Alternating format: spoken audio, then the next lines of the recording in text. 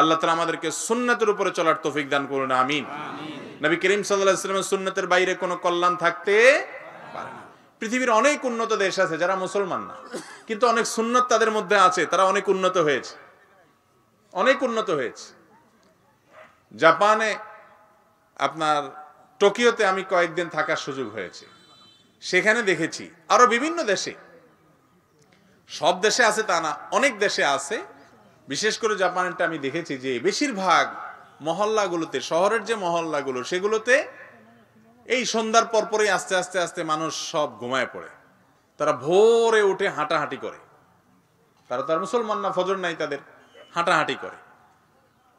আর আমাদের মুসলমানদের অবস্থা হলো যে বাংলাদেশ তো বাংলাদেশ, বেশিরভাগ মুসলমান দেশেরই অবস্থা কিনা আল্লাহ জানে, আরব দেশগুলোর অবস্থা তো আরো খারাপ। রাত 12টা 1টা 2টা হলে তাদের সন্ধ্যা হয়, এরপরে সকাল থেকে 10টা 11টা 12টা যদি কারো ঝামেলা না থাকে জোহর পর্যন্ত ঘুম। এই পদ্ধতিতে কোনো কল্যাণ থাকতে পারে না। নবী করিম সাল্লাল্লাহু আলাইহি ওয়াসাল্লাম দোয়া করেছেন, আল্লাহুম্মা বারিক লি উম্মতি ফি বুকুরিহা, আল্লাহ আমার উম্মতের জন্য সকালের সময়টাতে বরকত দান করেন। কোন সময়তে বরকতের দোয়া করছেন? সকালের সময়টাতে। আল্লাহ তাআলা কোরআনে শপথ করেছেন, ওয়াস-সুবহি ইযা তানাফফাস ওয়াল ফাজরি ওয়া লায়ালিন আশ, সকালের শপথ, ভোরের শপথ।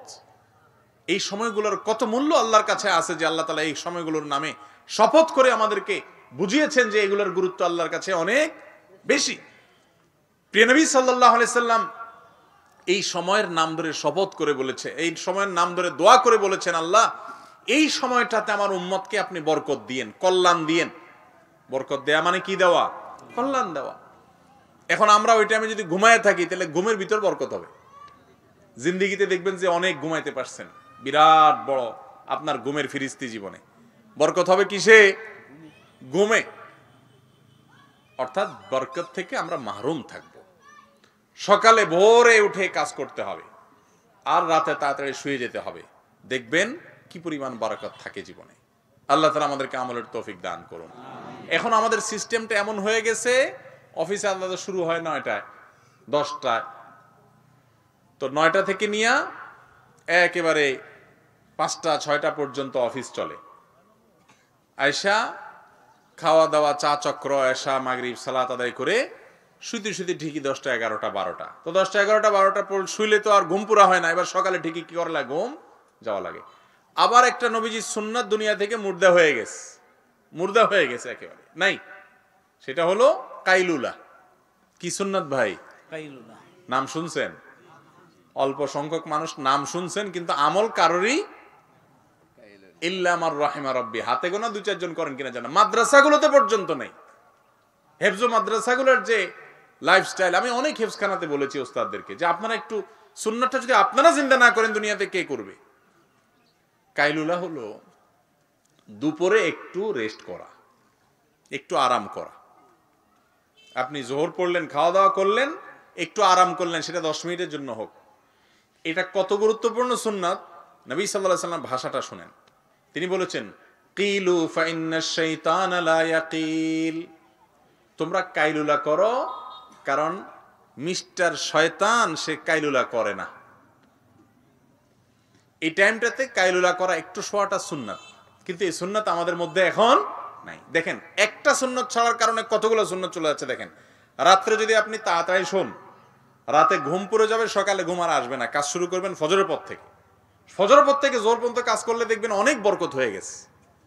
কাজ 10টা বাজে শুরু করলে, বিশেষ করে যে শীতের বেলা, দেখতে দেখতে জোহর হয়ে যায়, টাইম শেষ। আর আপনি ফজরের পরে শুরু করবেন, দেখবেন যে অনেক কাজ, 11টার দিকে দেখবেন আর কাজ খুঁজে পাচ্ছেন না। এরপরে জোহরের পরে একটু যদি রেস্ট করেন, অফিস আদালতেও যদি আপনি একটু 5 মিনিটের জন্য ঝিমানোর সুযোগ দেন বা আপনারা করেন নিজস্ব অফিসে, তাহলে সেক্ষেত্রে আবার নতুন করে উদ্যম হবে, শরীরের মধ্যে কর্মস্পৃহা হবে, আবার রাত 8টা 9টা পর্যন্ত আপনি কাজ করতে পারবেন। এই যে সুন্নাহ দেখেন, একটার কারণে আরেকটা ছুটে যাচ্ছে, একটা নয় কয়েকটা ছুটে যাচ্ছে। আল্লাহ তাআলা আমাদেরকে আমলের তৌফিক দান করুন। রাতে তাড়াতাড়ি শোবো তো ইনশাআল্লাহ, এটা স্বাস্থ্যের জন্য ভালো, উপকারী। এখন ডাক্তাররা বলতেছেন রাত 10টা থেকে 2টা, এই টাইমের ঘুমটা আমাদের বডিতে ইমিউনকে স্ট্রং করে, রোগ প্রতিরোধ ক্ষমতাকে শক্তিশালী করে। সুবহানাল্লাহ। আগের যুগে মানুষের শরীরে এত রোগ ছিল না, ছিল? এই যে মুরব্বীরা আছেন এখানে জিজ্ঞেস করে দেখেন তো, আপনি এই বয়সে যারা যুবক আছেন যতবার ডেন্টাল ক্লিনিকে গেছেন, মুরব্বী কয়বার গেছে জিজ্ঞেস করেন। চোখের চশমা আমাদের জোয়ানদের এখনই উঠে গেছে, মুরব্বীদের এখনো বেশিরভাগ দেখেন চোখের চশমা নেই। এই মাহফিলে আমি একজনও দেখতেছি না চোখের চশমালা মুরব্বী, কিন্তু যুবক মাশাআল্লাহ আমার সামনে বহুত আছে চশমালা, ঠিক না? ঠিক। এখনো মুরব্বী চশমা ছাড়া দেখেন কোরআন তেলাওয়াত করতে পারেন। তার মানে কি দাঁড়াইলো? রোগ বালায় অসুখ বিসুখ এগুলো ওনাদের বরং আমাদের চেয়ে কম হয়েছে, আমাদের এখন বেশি হচ্ছে। খাওয়া দাওয়া কি আমরা একটু বেশি খাই ওনাদের চেয়ে না কম খাই? চোখেই তো দেখেন মুরব্বীরা এসব খাওয়ান যেসব আমরা খাই এখন, ঠিক না? ঠিক। কত আইটেমের খানা আমরা খাই যুবকরা এখন, ওনারা তো এত আইটেমের খানা দেখেও নাই, কিন্তু সুস্থ ছিলেন, আমাদের চাইতে স্ট্রং ছিলেন। এখন অনেক মুরব্বী আছে যে আমাদের মতো যুবকের চাইতে কুস্তি লাগলে বেশি পারবে, ঠিক না? ঠিক। ওই যে সুন্নাহ লাইফস্টাইল ছিল, রাতে তাড়াতাড়ি ঘুমিয়ে যেতেন, আরো অনেক কারণ আছে, এর মধ্যে একটা কারণ এটাও। আর এখন যুবক মোবাইলে মুনাজাত করতে করতে করতে, মোবাইলের মুনাজাত বুঝুন তো, এই যে দুই হাত ধরে মনে করেন, এটা এক ধরনের মুনাজাত, এটা শয়তানের কাছে মুনাজাত আর কি। বিশেষ করে সোশ্যাল মিডিয়াতে যখন হারাম কাজ করা হয় সেটার কথা বলতেছি। তো এই মুনাজাত ধরতে ধরতে এমন মুনাজাত যে আল্লাহর কাছে জীবনে দুই হাত তুলে 2-4-5 মিনিট হাত ছিল কিনা আল্লাহ জানে, কিন্তু এই মোবাইল যে উঠছে সেই রাত 9টার দিকে শুইছে, 12টা পর্যন্ত 2-3 ঘন্টা এভাবে ধরে বসে আছে, ঠিক না? ঠিক। এমন এক মুনাজাত, এই মুনাজাতে স্ক্রল করতেছে, স্ক্রল করতে করতে আঙ্গুল, আমার মনে হয় অনুবীক্ষণ যন্ত্র দিয়ে দেখলে এই আঙ্গুলের আগা একটু হলে বেশি ক্ষয় হয়েছে আজকালকার যুবকদের, কারণ এই গ্লাসের উপরে যেভাবে এটা ঘষতেছে, হ্যাঁ, এন্ড করতেছে, টের পাইতেছেন আপনারা?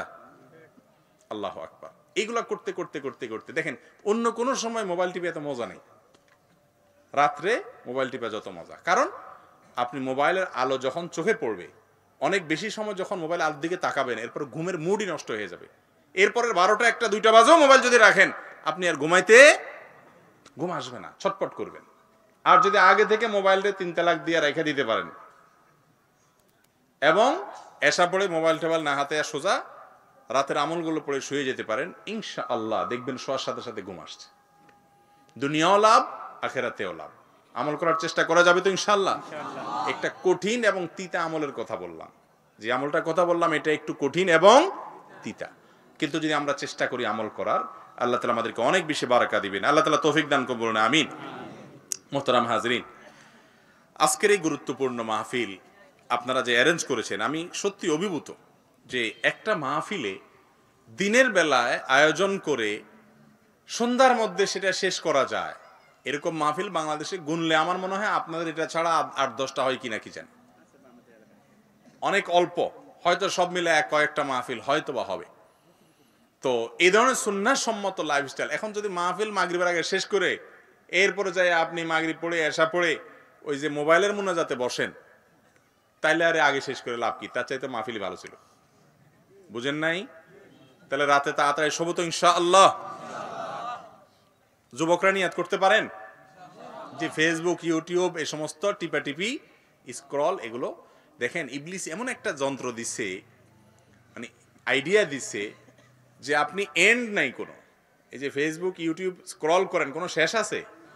কোনো শেষ নাই, যাইতে থাকে লা নেহায়াত আলাহ, কোনো শেষ নাই। টিপতেছেন টিপতেছেন টানতেছেন, এইভাবে হাতাইতেছেন, মনে হচ্ছে কি হারাই গেছে, ঠিক না? টানতে টানতে টানতে কি হারাইছে নিজেও জানেন না, কিন্তু টানতেই আছেন। মুরব্বীরা যারা বুঝতেছেন এরা বুঝতেছে কোন জগতের ওয়াজ করতেছে মৌলবী, কিন্তু আসামি যারা তারা ঠিকই বুঝতেছে, ঠিক না? আল্লাহ তাআলা আমাদেরকে আমলের তৌফিক দান করুন এবং আমরা যেন কোরআন এবং হাদিসের ছায়াতলে আসতে পারি, সুন্নাহ সম্মত লাইফস্টাইলে আমরা আসতে পারি।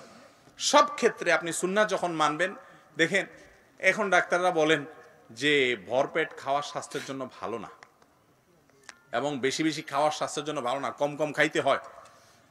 এখন কিটো ডায়েট করে মানুষ, ওয়াটার ফাস্টিং করে, ওয়াটার ফাস্টিং, শুধু একটু পানি খায়া সিয়াম পালন করে ফেলতেছে, সারাদিন আর থাকতেছে না। কেন? তাহলে শরীরের চর্বি মেদ কমে যাবে, একটু হ্যাংলা পাতলা হবে এবং স্বাস্থ্যটা ভালো হবে, জর্জরা হবে। কিন্তু একই কথা যখন আমার নবীজি সাল্লাল্লাহু আলাইহি সাল্লাম বলেছেন, তখন ওটার গুরুত্ব আমাদের কাছে ছিল না। তিনি বলেছেন 3 ভাগের 1 ভাগ খাও আর 1 ভাগ পানির জন্য রাখো। পানি বলতে আপনি শশা খেলেন, সেটাও পানি জাতীয়, সালাদ জাতীয় জিনিস যেগুলো আমাদের স্বাস্থ্যের জন্য ভালো। এখন তো মাশাআল্লাহ মানুষ সালাদ খোঁজে। যখন মানুষের এত বেশি দিনকাল ভালো ছিল না, গ্রামাঞ্চলে দেখা যেত দাওয়াতে গেলে একটু গোশতটা বেশি সবাই আশা করত, তাই না? সালাদটা দিয়ে রাখতো যার যা মনে চায়, গোশতের যে পাত্রটা ওইটা যে বন্টন করে তার হাতে থাকতো চামচ, ঠিক না? এখন কিন্তু উল্টা হয়ে গেছে। এখন যারা একটু স্বাস্থ্য সচেতন তারা গোশতের প্রতি আগ্রহ অত বেশি নেই, সালাদটা বেশি খাইতে চায়, কারণ জানে এটাতে স্বাস্থ্য ভালো থাকবে, ঠিক না ঠিক? তো আমার নবী করিম সাল্লাল্লাহু আলাইহি ওয়াসাল্লাম তো সেই 1450 বছর আগে বলে গেছে, কিন্তু সুন্নতের গুরুত্ব আমরা দেই নাই। যখন ডাক্তাররা ফজিলত বলছে এখন আমরা হুমড়ি খেয়ে পড়ছি। সুন্নত মানব তো ইনশাআল্লাহ। সুন্নতের মধ্যেই কল্যাণ, অন্য কোনো পথে কল্যাণ নাই। বিজ্ঞান যদি বলে যে এই সুন্নত মানলে লাভ হবে না বরং ক্ষতি হবে, তাহলে বিজ্ঞান ভুল তথ্য দিচ্ছে। বিজ্ঞানের তথ্য গবেষণা এগুলা পরিবর্তনশীল। একসময় বিজ্ঞান স্বীকার করবে ও সরি আগের গবেষণা ভুল ছিল, ওইটাই রাইট। এতে কোনো সন্দেহ আছে? যদি হাদিস থেকে প্রমাণিত হয়, সুসাব্যস্ত হয়, কোরআন থেকে প্রমাণিত হয় কোনো আমল, সেটার পেছনে মানব জাতির কল্যাণ আছে, অকল্যাণ থাকতে পারে না। আপাত দৃষ্টিতে যদি অকল্যাণ দেখেন, ওইটার ভেতরে কি আছে? কল্যাণ লুকায়িত আছে। মানব তো সুন্নাত ইনশাআল্লাহ। আল্লাহ তাআলা আমাদের সবাইকে তৌফিক দান করুন। খাবারের ক্ষেত্রে সুন্নাহ কি নবী সাল্লাল্লাহু আলাইহি সাল্লামের? পেটের 3 ভাগ 1 ভাগ খাবার দিয়ে পূর্ণ করা, আরেক ভাগ পানীয় দিয়ে পূর্ণ করা, আরেক ভাগ খালি রাখা। আর আমরা মাশাআল্লাহ খাইতে খাইতে আপনার একেবারে গলা পর্যন্ত, ট্যাবলেটের জায়গা আর রাখি না শেষে, এটা ট্যাবলেট খাবো, একেবারে গলা নাক পর্যন্ত। একটু কিছু হইলে নাক দিয়ে ভাত বের হয়ে আসে, মানে এই পরিমাণ উঠছে যে একটু হাসি দিলে জোরে, কাশি দিলে নাক দিয়ে ভাত বের হয়ে আসে, ঠিক না ঠিক ভাই? তো এই যে সুন্নাহগুলোকে আমরা ছেড়ে দিচ্ছি, এগুলোর প্রায়শ্চিত্ত, এগুলোর কারণে যে ক্ষতি আমরা ক্ষতির মুখোমুখি আমরা হচ্ছে সেটা কিন্তু আমরা দেখতে পাচ্ছি। এই জন্য সব ক্ষেত্রে সুন্নাহর ভিতরেই কল্যাণ, সকল ক্ষেত্রে, সকল ক্ষেত্রে। আল্লাহ তাআলা আমাদেরকে আমলের তৌফিক দান করুন। জাযাকুমুল্লাহু খায়রা ওয়া আখিরু দাওয়ানা আলহামদুলিল্লাহি রাব্বিল আলামিন। ভাই প্রশ্নোত্তরটাকে একটু বেশি ইহতিমাম করতে চাচ্ছি, বিশেষ করে ভাইরা কষ্ট করে প্রশ্ন দিয়েছেন।